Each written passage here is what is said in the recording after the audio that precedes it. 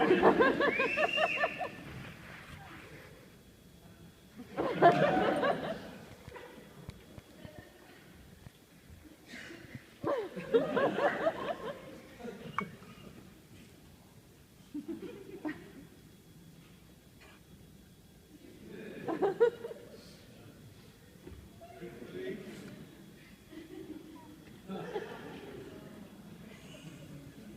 is going on here?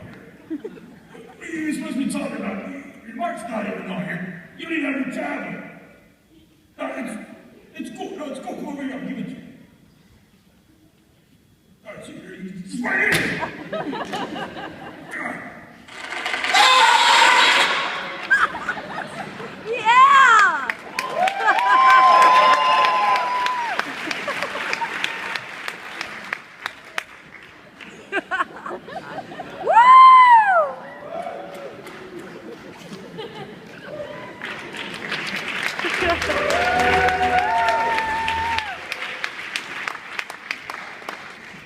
Oh boy.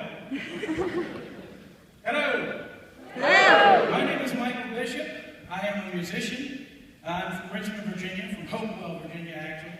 I am the human slave of the berserker Blothar, who is the new lead singer of Gwar. I'm also an academic. I graduated from the University of Virginia with a PhD in music. And my research and my writing focuses on music and issues of regional identity.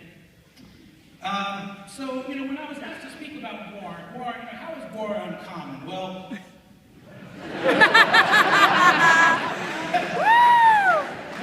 one way is that they claim to be aliens from outer space that were frozen. They were sent to Earth to conquer the planet. They were frozen in Antarctica. And there they lived until glam rockers in Los Angeles using hairspray, bands like Rat, Poison, and Motley Crue created a sort of global warming which caused a hole in the ozone layer, thawing out Gwar. So Gwar is from Antarctica. But really, Gwar is from Richmond, Virginia.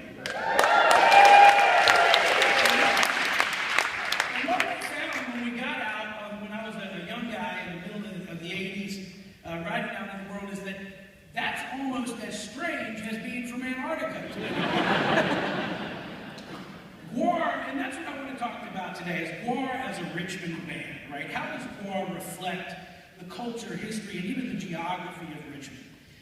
One way is that Gwar was the product of the underground music and art community of Richmond, Virginia in the mid-1980s, right? Gwar is it's an art collective of musicians and artists that work together to create meaning.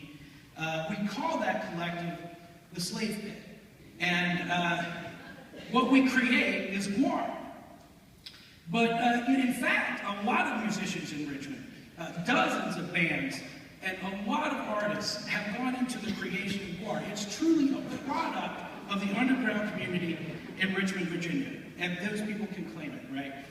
And Gwar would not have existed were it not for Virginia Commonwealth University. Woo! And in particular, the art school there. And in particular, the ways that guys really hated art school there. So, the two most important figures in Gwar getting started were Hunter Jackson, an artist, Dave Brocky, a musician, also an artist. And both of those guys moved to Richmond to go to school. But they didn't actually meet there. They met at another place, a sort of hub of the underground arts community in Richmond at the time, which is the Richmond Dairy.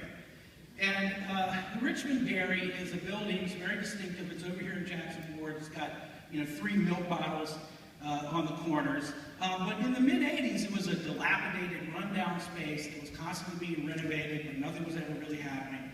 And it was full of a bunch of hippies and artists and ne'er-do-wells, punk rockers, and that's where we could afford to put our rehearsal spaces and where we could afford to create art, right, to have art studios. And Jackson Ward in the 1980s was marked by severe economic depression, right, concentrated poverty and crime. And the Dairy was kind of an island in the middle of all that. So the dairy was the site of the first slave pit, because that's also what we call the studio. Hunter Jackson had moved there, and he was making a low-budget movie about aliens that try to conquer the planet Earth, but they get distracted by sex, drugs, and rock and roll, and so they start a rock band. Well, next to Hunter's studio at the dairy, there was a rock band. A guy named Dave Brocky playing in his goofy band, Death Piggy, one of the greatest bands from this city ever. And the idea was, well, they'll be the rock band, right? And so Gwar was born. And it would not have happened had it not been for the Richmond Dairy. But also, interestingly, it would not have happened if Richmond didn't have urban decay, right? If it weren't a blighted city. Harmful policies there in the mid-'80s of sort of subsidized housing, withdrawal, lack of investment, and white flight from the inner city to the counties, concentrated poverty in the inner city of Richmond, Virginia. And that fact bears on the creation of Gwar. And so I want to talk about something right now that might make people a little bit uncomfortable, because I'm talking about race, right? I think that there are some unexamined dynamics of race, class, and power in that fact. Here's where I become an academic. Gwar registers this city's troubled history of race relations and economic struggle. So too, Gwar registers racialized debates and contested narratives of history in Richmond, Virginia. We named our production company Slave Pit. The people who work for Gwar are slaves of Gwar. And when you tell people that, in the mid-'80s, it's interesting, most people didn't bat an eye. Now, right? Well, and you know, slavery is in a way a central concept of Gwar. You know, we talk about working for the band as being slaves of Gwar. Gwar has slaves, Gwar are slaves. And of course, slavery in the context of Gwar, we're talking about this sort of DIY ethic of punk rock, right? A voluntary devotion to art. And it represents freedom in this weird way, right? The freedom to create. But that doesn't mean all the other stuff that it means. We can't divorce that word from the concept of slavery, especially not in Richmond, Virginia. It has a specific meaning. We can't take that meaning away. Right? Can't divorce slavery with its historical meaning.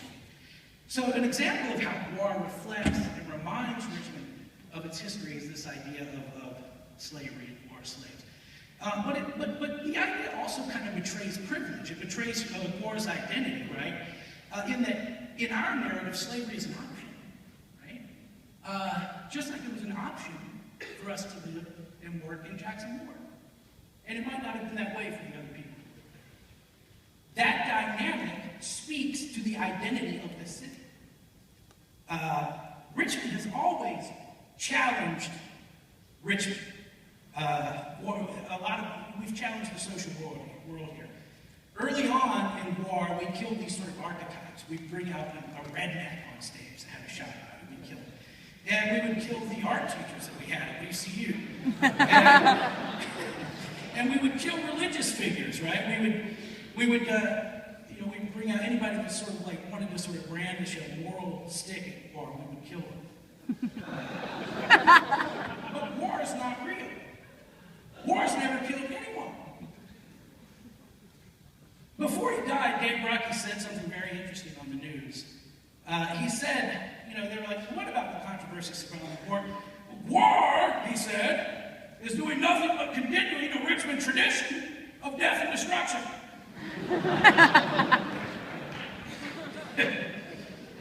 The Civil War, and what he was talking about there was the Civil War and tobacco, right? The Civil War made Richmond, Virginia, a city of mass graves, right? It made a horrific struggle happen here that you can't erase that imagery. A lot of death happened in this city, terrible violence. And the narrative of that history is contested. And that's one of the ways that Richmond is known on the world stage, is that narrative is contested. Putting the statue of Arthur Ashe on Monument Avenue, putting the statue of Lincoln at Treasury, building a stadium over the site of a historic slave market. So these debates are what Richmond is known for on the world stage. And it's known for tobacco. an industry that for years killed people. I mean, I don't know, but maybe the people kill people, there's that argument. But smoking caused cancer. And they knew it, and they denied it. The only people denying that smoking caused cancer in the world were attorneys from Richmond, Virginia.